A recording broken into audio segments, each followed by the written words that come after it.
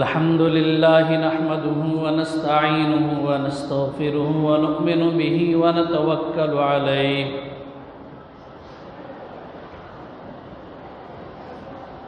ونعوذ بالله من شرور أنفسنا ومن سيئات أعمالنا من يهده الله فلا مضل له ومن يضلله فلا هادي له نشهد أن لا إله إلا الله وحده لا شريك له ونشهد أن سيدنا ومولانا محمدا عبده ورسوله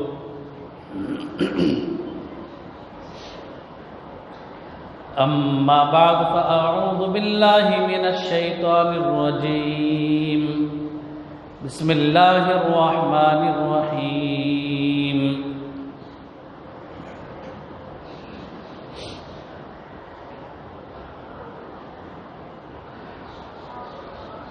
فانكحوا ما طاب لكم من النساء مثنى وثلاث ورباع فإن خفتم ألا تعدلوا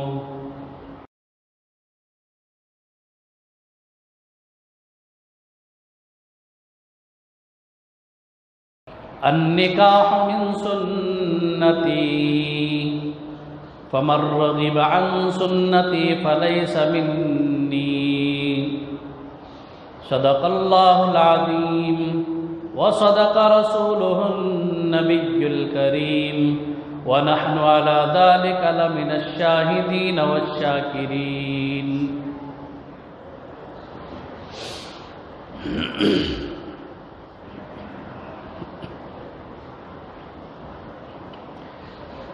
محترم حاضرین کرام،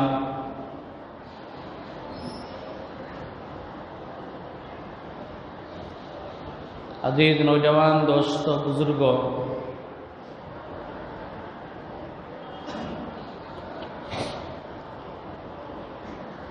دو جمعہ پہلے میں نے آپ حضرات کے سامنے یہ بات رکھی تھی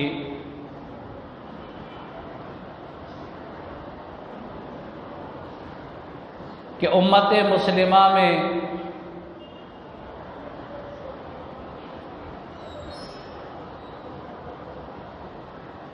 کئی ایسے مسائل کھڑے ہو رہے ہیں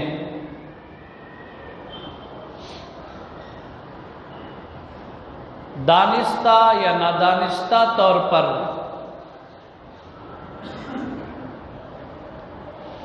ایسے مسائل میں مبتلا بھی انسان آنکھ بند کر کے عمل پیرا ہو جاتا ہے۔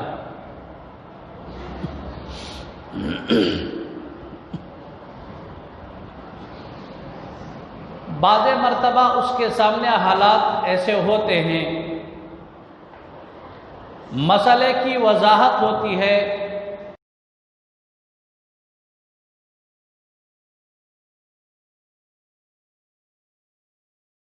اس کی وضاحت ہوتی ہے، کسی کے ورغلانے اور کہنے سے آدمی حلال سے آنکھ بند کر کے حرام کاری کی طرف مبتلا ہو جاتا ہے، یا پھر عزت نفس کی خاطر انسان اپنے آپ کو اس حرام کاری کے علاوے میں جھونک دیتا ہے۔ اس کا نتیجہ کیا ہوا؟ اس کا ثمرہ کیا نکلا؟ اس کا نتیجہ، اس کا ثمرہ یہ ہوا کہ معاشرے کے اندر، محلے کے اندر، گلی کے اندر کوئی ایک یا دو آدمی دانستہ یا نادانستہ طور پر جان بوجھ کر یا انجانے میں اس طرح کے مسائل میں گرفتار ہو جاتا ہے، پھر اس پر جو لعنت ہوتی ہے، اللہ کی طرف سے جو وعید ہوتی ہے، اس پر پڑوس والے بھی شامل، محلے والے بھی شامل، آفتوں کا نزول ہو رہا ہے۔ کیوں ہو رہا ہے؟ ہماری زندگیوں کے اندر جو تبدیلی ہے، اللہ اور اس کے رسول صلی اللہ تعالی علیہ وسلم کے احکامات سے روگردانی جو ہو رہی ہے، اس کا نتیجہ، اس کا ثمرہ یہ ہے کہ خود ہم بھی ڈوبے اور دوسروں کو بھی لے کر ڈوبے۔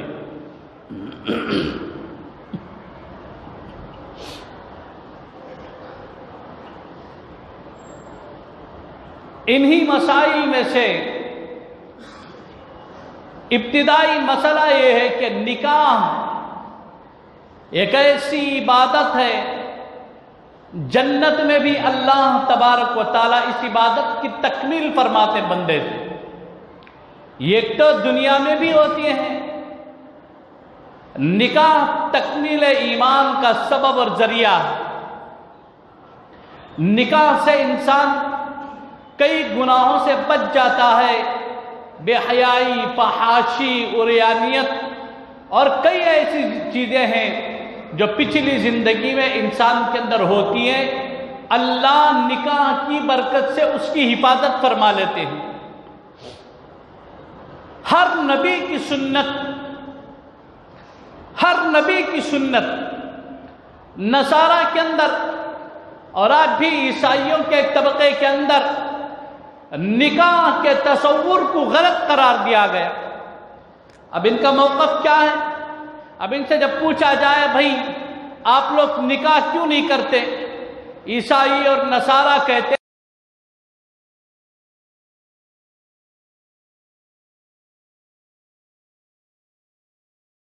اماں مریم کو خدا کی بیٹی یا خدا تصور کرتے ہیں، ہم جسے خدا تصور کرتے ہیں، خدا کی اولاد تصور کرتے ہیں، ان کا نکاح نہیں ہوا ہے، لہذا یہ عبادت ہوتی اور اتنا ضروری ہوتا تو مریم کا نکاح ہوتا۔ حضرت مریم کا نکاح نہیں ہوا تو مطلب یہ کہ ہم بھی نکاح نہیں کریں گے۔ ایک طبقہ تھا، ابھی ایک طبقہ اس طرح تھا، اور صحابہ اکرام کا جو طبقہ ہے، کئی طبقات سے صحابہ آئے حضور علیہ السلام کے پاس، یہود میں سے آئے، نصارہ میں سے آئے، مجوسیوں میں سے آئے، مشرکین میں سے آئے، مختلف علاقوں میں سے آئے، خاندانوں میں سے، قبیلوں میں سے، علاقوں میں سے چن کر، چھن کر، چھٹ کر اللہ کے نبی صلی اللہ تعالیٰ علیہ وسلم کی بارگاہ اقدس میں صحابہ حاضر ہوئے۔ حضور کے ہاتھ پر بیعت اسلام کے بعد اللہ کے نبی کی تابعداری، حضور علیہ السلام کی اطاعت و فرما برداری میں لگے رہے۔ بعض صحابہ کو دیکھا، آپ سنتے بھی ہوں گے، بعض اولیاء اللہ مشائخ کا جو مسئلہ ہے وہ نکاح نہیں کرے، وہ 100 سال 150 سال کی زندگی جنگلوں میں کاٹ دیے، مجاہدے کیے، ریاضت کیے۔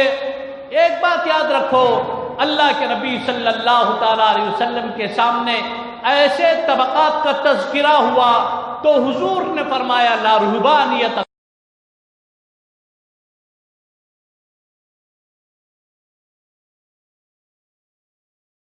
کرو، گھر کو ترک کرو، والدین کو ترک کرو، معاشرے کو چھوڑ دو۔ کیا اس کا نام رہبانیت ہے؟ کیا اس کے نام معاشرے کی پاکیزگی ہے؟ معاشرے کی پاکیزگی اس کا سب سے پہلا قدم نکاح ہے۔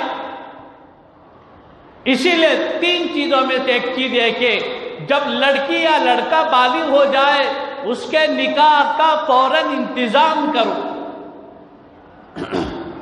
اب معاشرے کے اندر یہ ایک عجیب طرح کی رسم چل پڑی، ہندوؤں کے یہاں، کافروں کے یہاں جو مزاج ہے، جو طور طریقے چل پڑے ہیں، یہ الگ مسئلہ ہے کہ 18 سال سے پہلے نکاح نہیں کر سکتے، لڑکے کی عمر 22 سال یا 21 سال ہونا چاہیے۔ یہ جابروں کی حکومت ہے، یہ عیاروں کی حکومت ہے۔ اسلامی احکامات میں تداخل کا، مداخلت کا کوئی حق نہیں ہے۔ اور یہ ہوتا ہے تو پھر کیا ہے، آنکھ بند کر کے انہوں نے قانون بنا دیا، قانون نافذ کر دیا، 18 سال سے پہلے نکاح نہیں ہو سکتا۔ یہ قانون سمجھ سے باہر ہے۔ حدیث پاک کے اندر آتا ہے، حضرت نبی کریم صلی اللہ تعالیٰ علیہ وسلم فرماتے ہیں کہ بچے جب بالغ ہو جائے والدین پر ذمہ داری بنتی ہے کہ ان کے نکاح کر دیں۔ اگر والدین اس سلسلے میں کوتاہی کرتے ہیں، بچوں کا نکاح نہیں کرتے، پھر اس کے بعد جو غلط کاری ہوتی ہے اس کے ذمہ دار بھی وہی ہے۔ ماں باپ پر ضروری کیا ہے، فرض کیا ہے؟ ماں باپ پر ضروری اور فرض ہے کہ جب بچہ پیدا ہو اسے اچھا نام رکھو، پھر اسے ختنہ کراؤ، پھر جب وہ بالغ ہو جائے اسے ایک بہترین جگہ، اچھی جگہ دیکھ کر اس کا نکاح کرو۔ یہ چند ضروری چیزیں والدین پر، ورنہ اگر خود بالغ ہے تو خود کفیل ہے وہ۔ اگر والدین اس سلسلے میں کوتاہی کرتے ہیں تو پھر یہ وبال والدین پر ہوتا ہے۔ ایک مسئلہ ہے، والدین کوتاہی کرتے ہیں، وہ نہیں کرتے، فلاں کرتے، اب وہ قانون بھی ایسے ہمارے نزدیک۔ اس لیے ایک مسئلہ یہ ہے کہ اپنے آپ کو پاک رکھنا سیکھو۔ اصلاح معاشرہ کے عنوان پر جو جلسے اور جلوس وغیرہ ہوتے، اس کا مقصد ہے کہ معاشرے کو ایسی گندی حرکتوں سے پاک کیا جائے۔ حدیث پاک کے اندر آتا ہے، حضرت نبی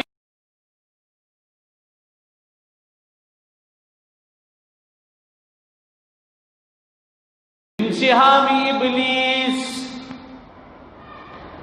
نظر شیطان کے زہر آلود تیروں میں سے ایک تیر ہے۔ اس حدیث کی کیا شرح ہے؟ زنا کی جو ابتدا ہے، قرب قیامت آثار جو نمودار ہوں گے، ان آثار میں سے یہ ہے کہ زنا آسان ہو جائے گا اور نکاح مشکل ہو جائے گا۔ ہو گیا نہیں ہو گیا؟ لاکھ بھی بولو، ممبر پر بولو، چوراہوں پر بولو، سڑکوں پر بولو، جلسوں میں بولو، کچھ بھی بولو، یہ ہماری جو قوم کا مسئلہ ہے۔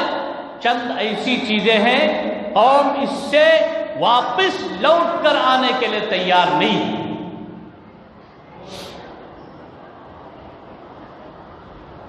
اللہ اور اس کے رسول کے جہاں قانون ٹوٹتے ہیں وہاں عزت کی دھجیاں اڑ جاتی ہیں، معاشرہ تباہ و برباد ہو جاتا ہے۔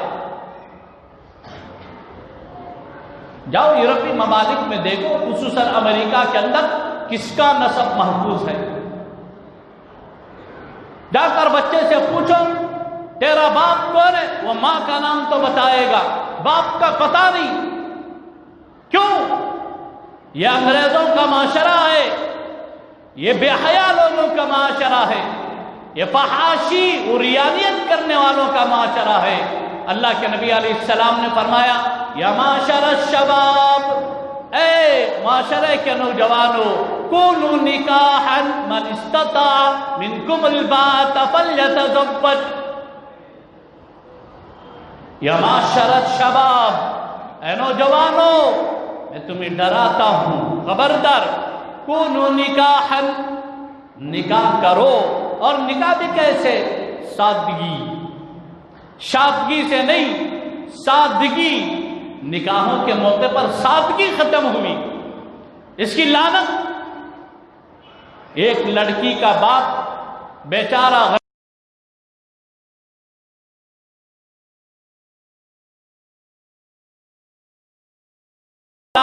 اس کے گھر میں بیٹی، اور پوچھنے والے بھکاریوں کی طرح آ کر بیٹھ کر اس سے مطالبہ کیا جاتا ہے،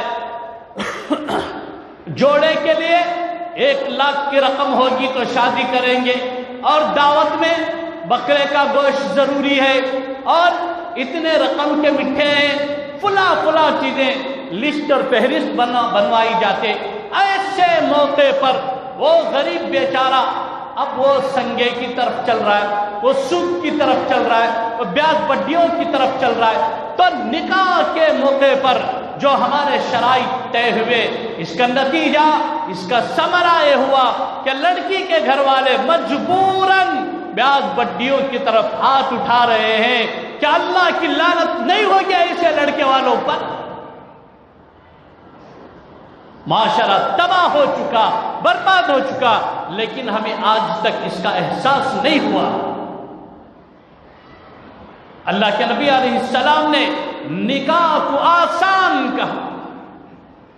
ایک صحابی آئے، آ کر فرمایا اپنے ایک اور دوست صحابی سے، بھائی دیکھو میں سامنے کے گھر میں ایک لڑکی پسند کیا ہوں۔ پسند کرنے کا مطلب ہماری طرح نہیں، ہمارا پسند کرنا اور ہے، صحابہ کا پسند کرنا اور ہے۔ ہماری پسند ہوتی کیسے ہے؟ ہم پہلے سے اسے دیکھ کر رکھیں، اس کے گھر کے 4 چکر کاٹ کو رہتی، وہاں سے پھر کو دیکھ کو، اس کے بعد میں اگر انہیں کوئی تم عزت دار رہا تو انہیں آ کو ماں باپ کو بولتا ہے فلاں جگہ مجھے لڑکی پسند ہے، شادی کرو۔ انہیں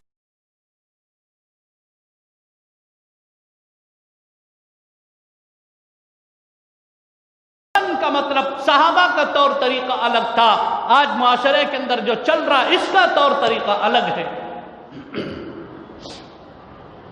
دیکھے نہیں تھے، سنے، ساتھی نے بتایا کہ فلاں گھر کے اندر لڑکی ہے، کنواری بیٹھی ہوئی ہے۔ یہ صحابی نے فرمایا بھائی آپ رشتہ لے کر جاؤ، میری طرف سے آپ میری طرف سے وکالت کرو، جا کر رشتہ مانگو۔ یہ صحابی اندر گئے، جا کر فرمایا کہ میرے فلاں دوست کے لیے، میرے فلاں دوست صحابی کے لیے میں تمہاری لڑکی سے، تمہاری بیٹی سے نکاح کے لیے وکالت میں آیا ہوں۔ براہ راست لڑکا بھی آ سکتا، میں آیا ہوں ان کی طرف سے، آپ کا کیا خیال ہے، آپ کیا فرماتے ہیں اس سلسلے میں؟ انہوں نے کہا ہمیں وہ پسند نہیں ہے، آپ پسند ہے، اگر آپ اجازت دیں، اگر آپ رضامند ہیں، راضی ہیں، تو پھر ہم اپنی لڑکی کا، اپنی بچی کا نکاح آپ سے کرنے کے لیے تیار ہیں۔ دیکھو نہ 4 من کی دعوت، نہ پنڈال، نہ ویڈیو، نہ کیمرہ، نہ فوٹو، نہ ڈھول دھماکے، کچھ بھی نہیں۔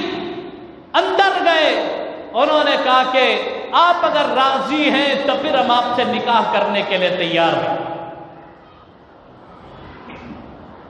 الحمدللہ یہ بیٹھے، نکاح ہو گیا، باہر آئے، سر جھکا ہوا تھا۔ انہوں نے کہا میرے بھائی میں معذرت خواہ ہوں، آپ سے معافی چاہتا ہوں، میں رشتہ لے کر گیا تھا آپ کا، لیکن نکاح ہو گیا مجھ سے۔ میں جا کر آپ کی بات رکھا، آپ کے متعلق میں نے جب بات کی تو انہوں نے کہا کہ ہم آپ کو رشتہ دینے کے لیے تیار ہیں، اس لیے میں بیٹا اور میں نے اس نکاح کو قبول کر لیا۔ سامنے جو صحابی کھڑے ہوئے تھے انہوں نے کہا میرے بھائی میں معافی چاہتا ہوں، یہ چیز آپ کی تقدیر کی تھی، اللہ نے آپ کی مقدر کے لیے رکھا تھا، میں نے غلطی سے وہ رشتہ بھجوا دیا، یہ آپ کی تقدیر کی چیز تھی۔ معاشرہ جب پاک ہوتا ہے، ہمارے طور طریقے پاک ہوتے ہیں، ہمارے انداز پاک ہوتے ہیں، ہمارے کردار پاک ہوتے ہیں، تو پھر یہ ہوتا ہے گئے بیٹھے، نکاح ہوا، باہر آئے، یہ بھی کہہ رہے ہیں کہ بھائی یہ آپ ہی کی قسمت کی چیز تھی۔ معاشرے کو پاک رکھو، زنا اور سود سے معاشرہ تباہ ہو برباد ہو جاتا ہے۔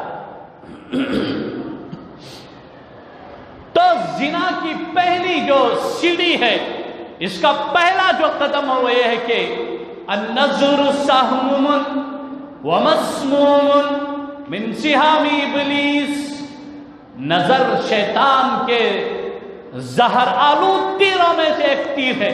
یہ ایک ہوتا ہے صرف تیر، گولی مار دیا، تیر مار دیا، آدمی بچ بھی سکتا ہے۔ تیر لگ گئی، ہاتھ میں لگ گئی، پیر میں لگ گئی، ران میں لگ گیا، بازو میں لگ گیا، گھٹنے اور پنڈلی پر لگ گیا، وہ بچ جا سکتا ہے۔ لیکن یہ مسموم تیر، یہ اگر لگا تو انسان کی کہانی ختم ہو گئی۔ یہ تیر ہے، ترکش سے نکال کر اس تیر کے نوکھے پر جو سامنے کا حصہ نوکے کا ہے اس میں زہر لگا کر تیر مار دیا کھینچ کر. یہ تیر اگر لگ گیا تو تیر نکالنے تک انسان کی موت واقع ہوگی. بھئی کیا تیر کے لگنے سے کسی کی موت واقع ہو جاتی ہے؟ نہیں، تیر کے لگنے سے تو موت واقع نہیں ہوتی. یا تو دماغ میں لگ گئی، یا تو دل پر لگ گئی، یا تو کڈنی کے پاس لگی. اس کے علاوہ کہیں اگر تیر لگ گئی تو پھر اس کی وجہ سے موت نہیں ہوتی. اب یہ جو تیر لگا تھا یہ بازو پر لگا تھا، ران پر لگا تھا، پنڈلی پر لگا تھا. حیرانی کی بات ہے تیر لگا ایسی جگہ جہاں نہ دماغ ہے، نہ دل ہے، نہ کڈنیاں، نہ گردے ہیں، نہ دل اور پھیپھڑا ہے، بلکہ ران اور بازو پر تیر لگا اور آدمی مر گیا. کہ ہاں تیر لگنے کی وجہ سے نہیں بلکہ تیر کے نوکے پر زہر لگا ہوا تھا. اس زہر کے اثر سے اس کی موت ہوئی ہے.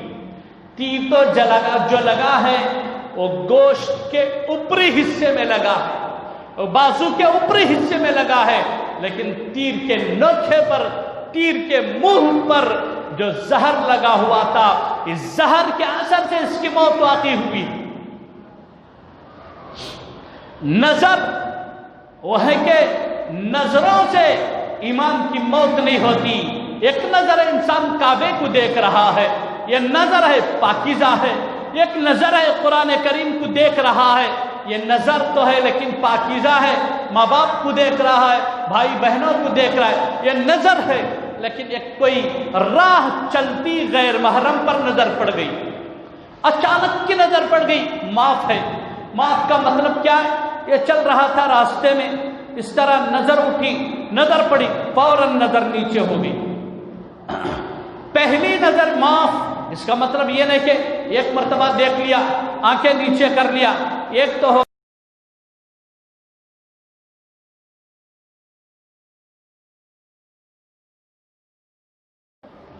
پہلی نظر معاف کا یہ مطلب نہیں ہے.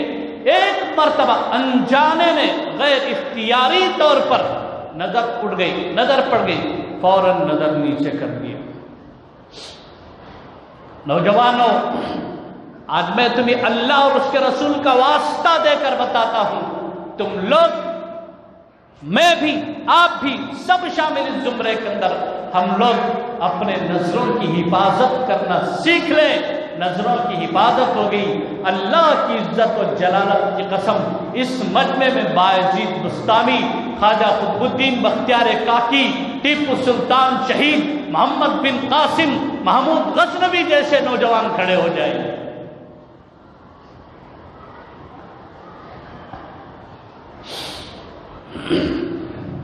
بیت المقدس جو فتح ہوا ہے وہ یوں ہی نہیں ہو گیا. طبق میں لڈو لے کر کھڑے تھے عیسائی، آؤ محمود غزنوی، آؤ سلطان صلاح الدین ایوبی، ہم طبق میں لڈو لے کر کھڑے ہیں آپ کے استقبال کے لیے، آئیے ہم لڈو کھلا کر بیت المقدس کی چابیاں دے دیں گے. ایسا مسئلہ نہیں تھا. اس کے پیچھے قربانیاں ہیں، لاشوں کے ڈھیر لگ چکے ہیں اس کے پیچھے. صلاح الدین ایوبی خیمے میں بیٹھا ہوا ہے. رات کا ایک پہر گزر گیا، دو عیسائی لڑکیاں آئی، چہرے پر نقاب تھا، انتہائی درجے حسین و جمیل. آج بھی اس امت کے اندر کوئی جری ہے، بہادر ہے، اس پر پہلے پیسوں کا جادو چلاتے ہیں. پیسوں کا جادو نہیں چلا تو دھمکیوں سے نہیں کھنے تو پھر یہ وہ وار ہے یا اچھے اچھوں کے پتے پانی ہو جاتے ہیں.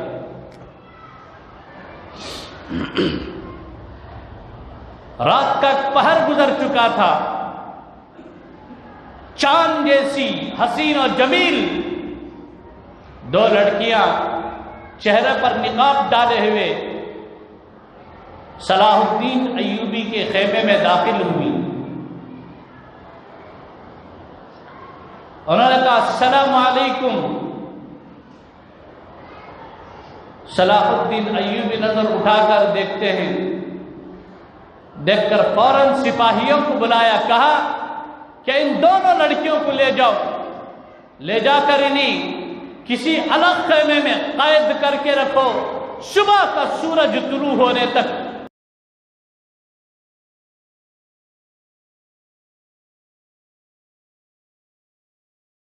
ایک چٹھی یا پھر کوئی پرندہ ان کے آس پاس بھٹک نہ پائے۔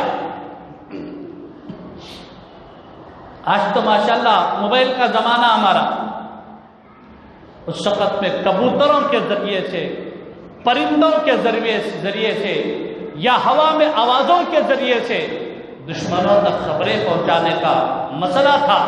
اس طرح کے دور میں آج بھی جنگلات کے اندر جو آدیواسی سولگر ہیں، ان کا مزاج ہے کہ مختلف آوازوں سے انفارمیشن کرتے ہیں۔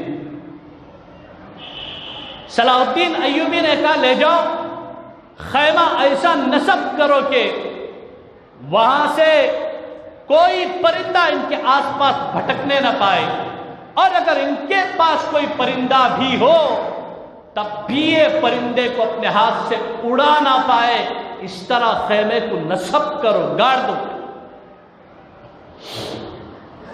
خیمہ نصب کر کے ان دونوں لڑکیوں کو وہاں پر قید کر دیا گیا۔ وزیر خاص حاضر ہوتے ہیں، کہتے ہیں کہ سلطان ایک معاملہ بہت تشویشناک ہے، بہت پریشان کن ہے۔ کیا مسئلہ ہے؟ یہ دو لڑکیاں مسلمان ہیں، قید و بند والا جو معاملہ ہوتا ہے وہ تو اوروں کے ساتھ ہوتا ہے، دشمنوں کے ساتھ ہوتا ہے، یہ دونوں کی دونوں لڑکیاں مسلمان ہیں، یہ صاحب ایمان ہیں۔ صلاح الدین ایوبی اپنے وزیر کو دیکھ کر مسکرا کر فرماتے ہیں کہ صبح تو ہونے دو، میں نے ابھی سزا کا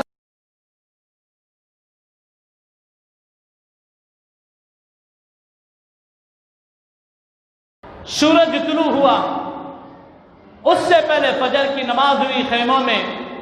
نماز کے بعد صلاح الدین ایوبی نے کہا کہ ہماری جو مجاہدات عورتیں ہیں، مستورات ہیں، ان میں سے 2 یا 3 کو بلاؤ۔ ان کو بلایا، سلطان نے کہا کہ اندر جو لڑکیاں ہیں مجھے شرح صدر ہے کہ یہ کافرات ہیں، یہ مومن لڑکیاں نہیں ہیں، ظاہر ان کا بنا ہوا ہے لیکن مجھے لگتا ہے کہ یہ اندر سے مسلمان نہیں ہیں، تم جاؤ ان کی تلاشی لو، لیکن 2 باتوں کا دھیان سے خیال رکھنا کہ ان کے پاس کوئی ہتھیار بھی ہو سکتا ہے اندر، اگر یہ نہ ہوا تو کوئی ایسی چیز ضرور ہو سکتی ہے، دیکھو اس کے بعد پھر جو معاملہ ہوتا ہے سامنے۔ جب یہ دونوں مسلمان عورتیں تلاشی لینے کے لیے اندر پہنچی تو دیکھا ان کے پاس زہر کی چھوٹی چھوٹی شیشیاں تھی، اگر وہ زہر کسی انسان پر اس طرح ڈال دیا جاتا تو وہیں سے اس کے جسم میں کیڑے پڑنا یا پھر کسی بھی ایک سبب سے موت تک پہنچ جانا ایک سبب بنتا۔ اس طرح کا خطرناک زہر کی 2 چھوٹی چھوٹی شیشیاں ان کے پاس رکھی ہوئی تھی۔ وہ شیشیاں لے کر باہر آئی، وزیر نے کہا کہ سلطان معذرت خواہ ہوں، مجھے تو ایسا لگا کہ یہ مسلمات میں سے ہیں۔ سلطان نے کہا کہ ہوشیار، ایک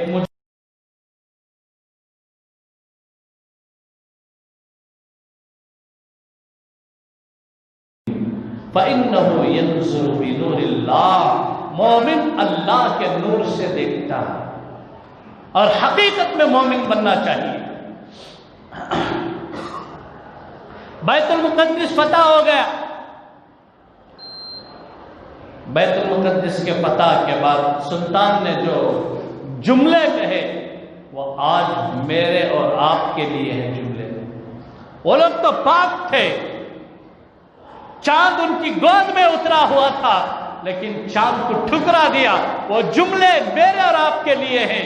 غلام مصطفیٰ ایسے لوگوں کو کہتے ہیں، ہماری نظریں بھی خطا کرے، ہم سودی کاروبار میں بھی چلیں، ہم جھوٹ بھی بولے، ہماری نظروں سے زنا بھی ہو، ہمارے دل و دماغ میں سوچنے میں خرابیاں فتور بھی ہو، ہمارا من بھی خراب ہو، اور ہم کہیں کہ ہم غلام مصطفیٰ ہیں، یہ سب کھوکھلے دعوے ہیں، محض باتیں ہیں۔ اور یہ تو مسئلہ ہے کہ ہم جو آپ کو مسلمان کہتے ہیں، تھوڑی دیر بیٹھو جمعہ کے بعد، بیٹھ کر اپنے آپ میں جھانک کر دیکھیں، سب مل کر دیکھیں، اپنے آپ پر غور کریں کہ ہم ایمان میں کتنے پختہ اور مضبوط ہیں۔ سلطان نے کہا کہ نوجوانوں، مسلمان کے ہتھیار پر جب کسی غیر محرم عورت کا سایہ پڑتا ہے تو محض لوہے کا ٹکڑا ہے، اس سے نہ بیت المقدس پتہ ہوتے ہیں، نہ اس سے قوم کے کام کیا جا سکتا ہے، یہ تو محض لوہے کا ٹکڑا ہے۔ مطلب فرمانے کا یہ تھا کہ نوجوانوں، اپنے نظروں کی حفاظت۔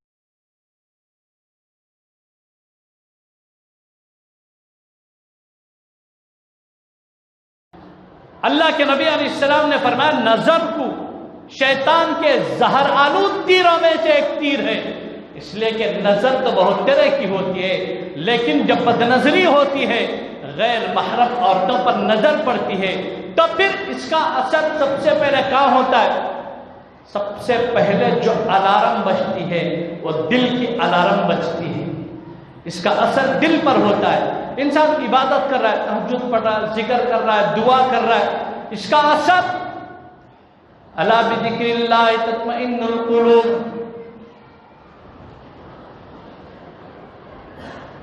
انسان کو جو سکون، طمانینت اور اطمینان جو حاصل ہوتا ہے وہ اللہ کے ذکر سے حاصل ہوتا ہے۔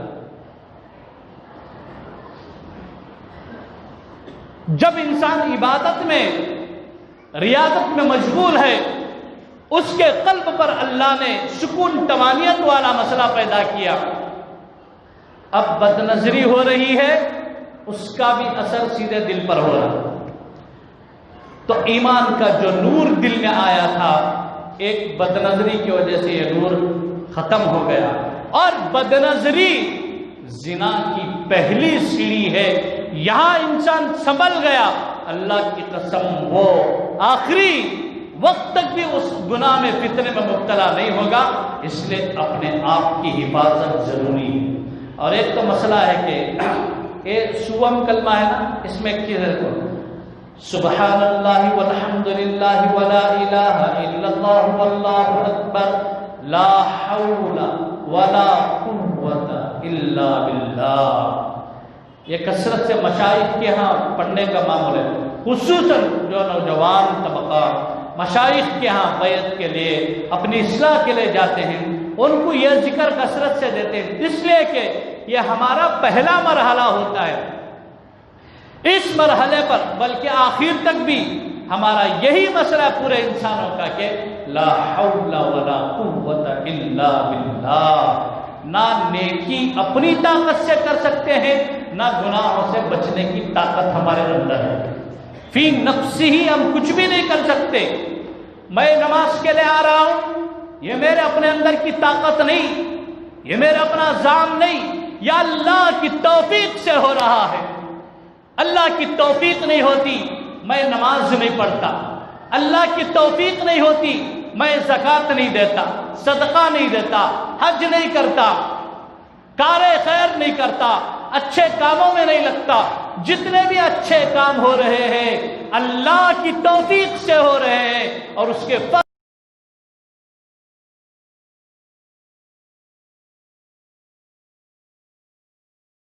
میں انسان جنت میں جو جائے گا یہ بھی اللہ کے فضل سے جائے گا۔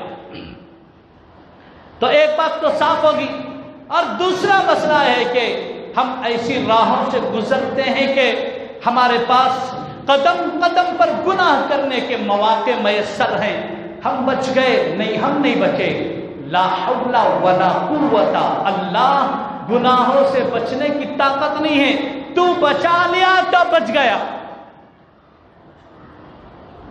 کیسی کیسی راہوں سے نہیں گزرتے ہیں،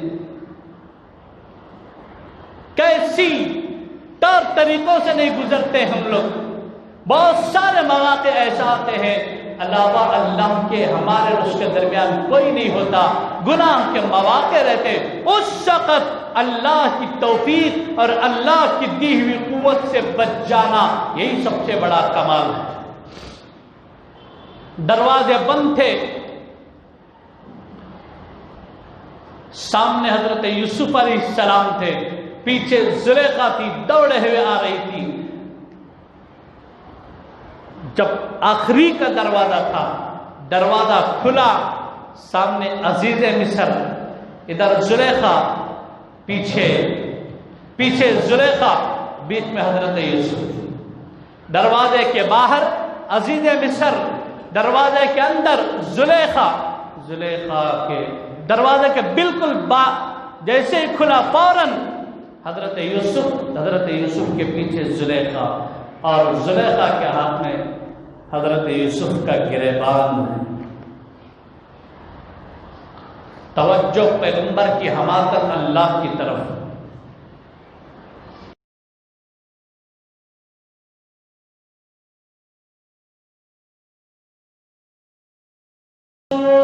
الا ما رحم ربی، اے پاک پروردگار نفس امارہ سے، نفس کے شر سے حفاظت فرما، جب تک تیری رحمت نہیں ہوتی اس وقت تک میں نہیں بچ سکتا۔ ہمارے اندر طبی کیپیسٹی نہیں ہے، اس لیے ہمیں کیا کرنا، ہمارا اللہ قدم قدم پر میری حفاظت فرما، قدم قدم پر میری حفاظت فرما۔ اللہ سے مستقل دعا کرنا اور مانگتے رہنا چاہیے۔ تو نکاح ایک عبادت ہے، اس سے شروع کرنے سے پہلے جو اس کے لوازمات ضروری چیزیں ہیں وہ بتا دینا میں نے مناسب سمجھا۔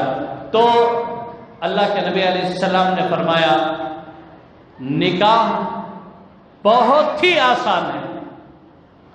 اعظم النکاح الایسر، اعظم کا لفظ میں اللہ کے نبی علیہ السلام نے، بہترین نکاح وہ ہے جو آسان۔ اب ذرا تھوڑا بہت جو دیندار گھرانے ہیں ان میں کچھ چل جاتا ہے، دیکھو کھلانا پلانا منع نہیں ہے، ایک آدمی آ رہا ہے بطور مہمان کے، اسے کھلا دیے حرج نہیں، لیکن آنے والے مطالبہ کرے، مارکیٹنگ چلتے نا معلوم، پہلے لسٹ تیار رہتے، یہ درمیان میں بروکر رہتے نہ بولتے نہیں باؤ نہ بیل کا نہیں کھاتے کہتے، بکرے کا چھونا کرتے، شادی کے بعد سب سے بڑا بیل کا گوشت کھاتے، ایسے ایک تو نہیں سووں کے تجربات، شادی کے موقع پر مطالبہ نہیں، بیل کا نہیں چلتا، کیا ہونا بکرے کا۔ اگر 500 آدمی کی بکرے کی دعوت کرنا، وہ بیچارہ غریب ہے، انہیں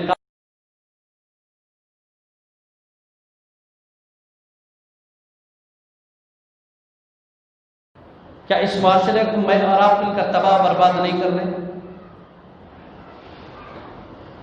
جو شادی ہونے والے نوجوان ہیں، ایک عہد کرو، ایک تحیہ کرو، والدین کو سمجھاؤ، بعض موقع پر پتہ نہیں کیا ایک ہوا دھوپ میں بہ جاتے ہیں بڑی عمر کے لوگ، ایسے مواقع پر ان کو بٹھا کر سمجھاؤ، فیصلہ تمہارے ہاتھ میں رہتا ہے، سادگی سے نکاح کا انتخاب کرو، بالکل سادگی۔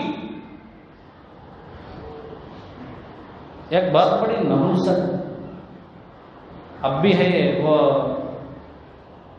کچھ لوگ تو سیرا نہیں تو نکاح نہیں ہوتا کہتا ہوں۔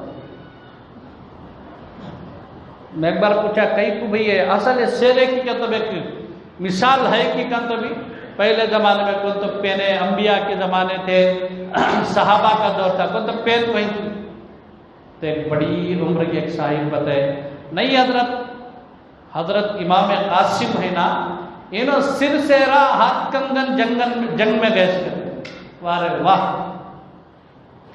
اللہ کے نبی نے جس چیز سے منع فرمایا، کیا نبی کے غلام اس چیز کو لے کر میدان جنگ میں؟ یہ سب بنڈل کیا سٹائیں، اس کا ثبوت بالکل نہیں۔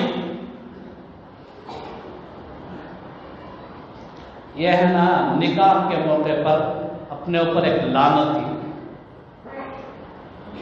اس لیے سادگی سنت کے مطابق اب ہمیں کہتے ہیں النکاح من سنتی، حدیث اتنا پڑھتی تھا، نکاح میری سنت. پھر نکاح کے جو لوازمات ہیں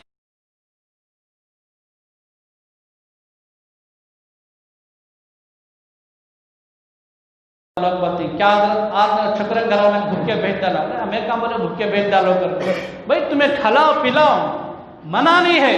آنے والے مہمان کا اعزاز و اکرام اسلام کی دین ہے، لیکن آنے والے نہیں پوچھنا ہم نہ یہ چھونا اتنے رقم کا ہونا، یہ نہیں پوچھنا، میزبان پر چھوڑ دینا.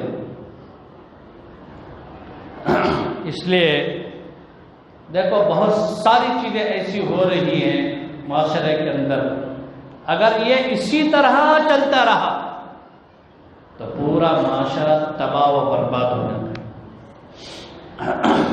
میں پورے مجمع سے معذرت کے ساتھ، انتہائی درجے ادب کے ساتھ معافی چاہتے ہوئے میں جملہ بولنا چاہتا ہوں کہ جو حقیقت ہے وہ یہی ہے کہ ان حالات کی وجہ سے آج ہماری مسلمانوں کی کتنی لڑکیاں غیر قوموں کے حوالے ہو رہی، کیا اس کا علم ہے آپ؟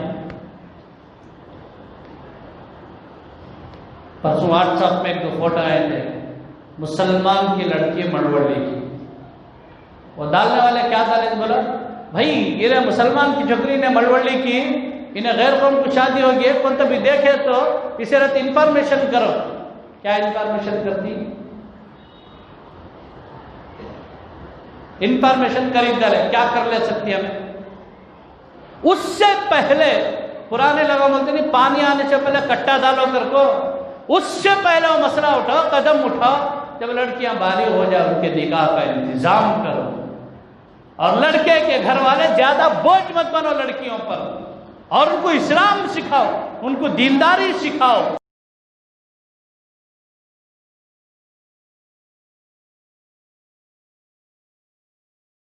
اب لڑکا یا لڑکی جو بھی ہے اسے اگر اللہ اور اس کے رسول کی محبت مل گئی پھر دنیا کی ساری محبتیں اس کی نظر میں بیکار ہو جاتی ہیں.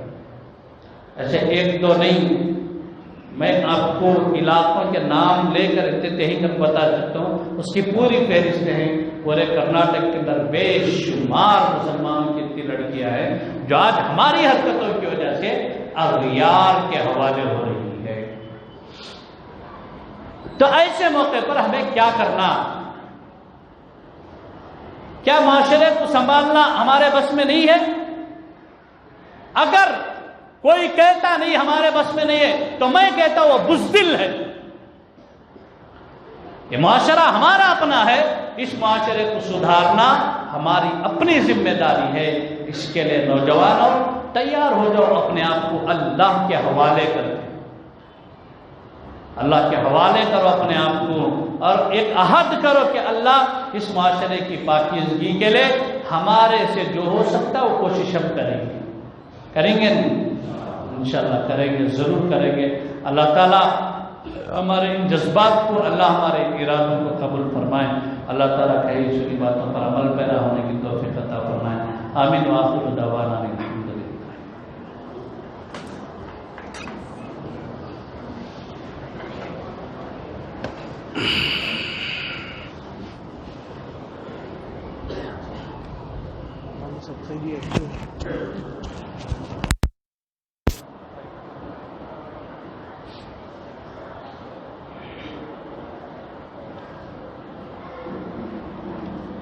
الحمد لله نحمده ونستعينه ونستغفره ونؤمن به ونتوكل عليه